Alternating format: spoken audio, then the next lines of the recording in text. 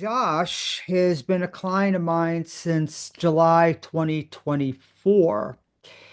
And recently he has reached a milestone in his training. I'm going to ask Josh some questions. And basically, the purpose here is to allow me to share the testimonial of a client, but not in a traditional sense, because this isn't just about I feel better.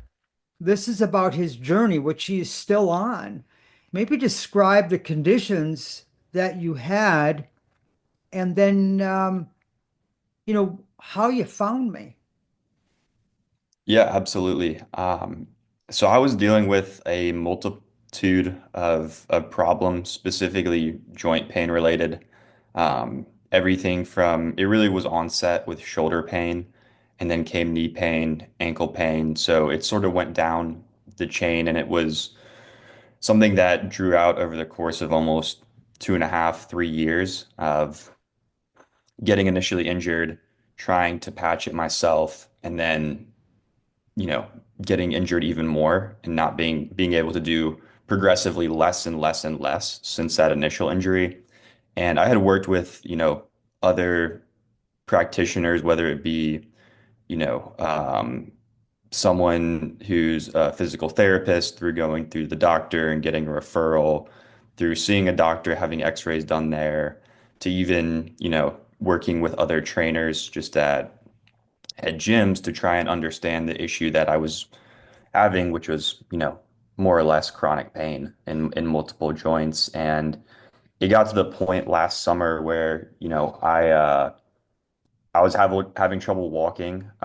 My ankle pain was so bad, at this point, everything was hurting. And so I really knew that I needed help because I had sort of exhausted everything I had before. I didn't really trust going back to PT from my experience of that. I didn't want to go to just a regular trainer. So I really wanted to, find someone that took a holistic approach and really focused on getting to the root cause of the problem, and someone that and for me, that's really something that I was looking for. So just by doing research online, having been in Florida, I came across Brian and the Wellness Movement Services, and we spoke on the phone initially, and I was really, really happy about what I had heard because I hadn't connected with anyone like Brian prior, and for me, I definitely felt very heard, which I think that was the most standout thing out of anyone I had connected with prior. I think, Brian definitely makes you feel very heard. So I think the key here is number one, he's tried a number of different practitioners, and I'm used to this because in my line of work, by the time somebody gets to me, they've usually seen 3 to 5 different people. And there's no doubt that there was some temporary relief with all of them. But the point is, it just kept coming back, and that was frustrating to the client. But the other key element is that he wanted to embrace a holistic approach. And if you know what I do, if you don't know what I do, you need to go to my website. But that's the only way I practice. It's the only way I found long-term success with my patients and clients. I embraced a holistic approach.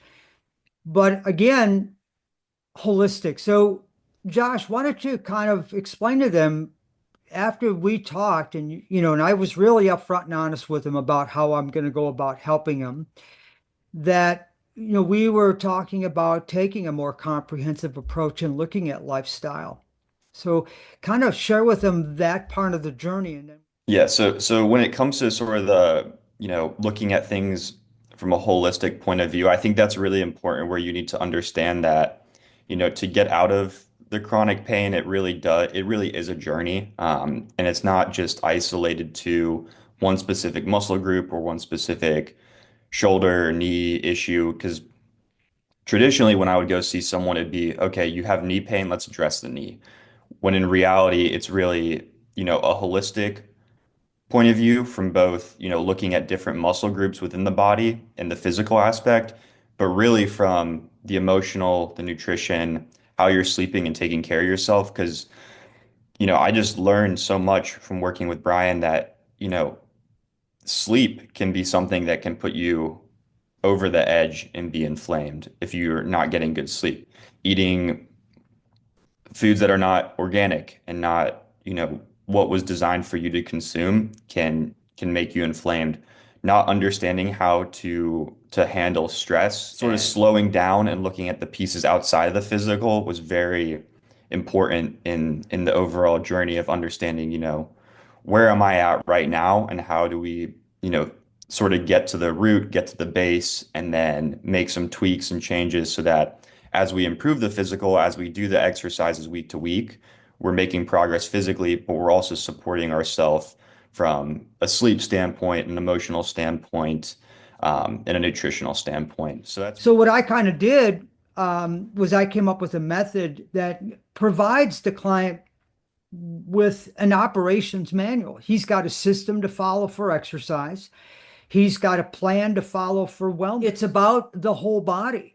And he's really embraced the idea that, or my concept of the four principles. So here he is in the middle. So picture yourself, if you're watching this, obviously, picture yourself in the middle.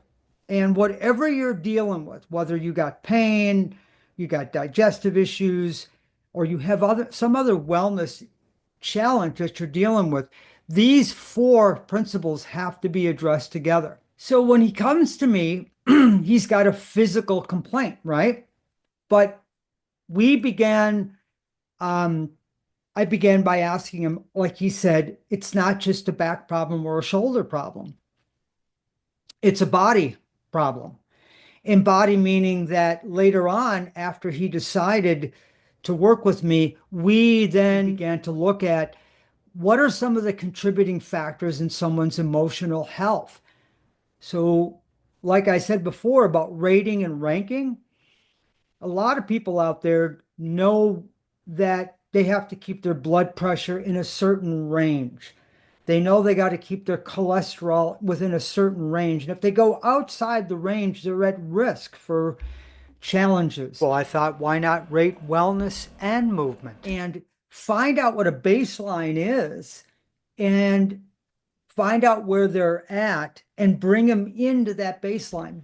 So an overall rating indicates to me what that person's readiness is for exercise because he's coming to me wanting to exercise. And if I'm prescribing the wrong exercise based on his rating, then I'm going to make him worse because exercise or movement is like medicine.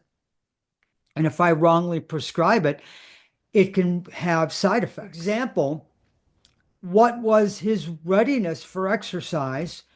Well, he had a 255 and he was moving up into the high risk factor.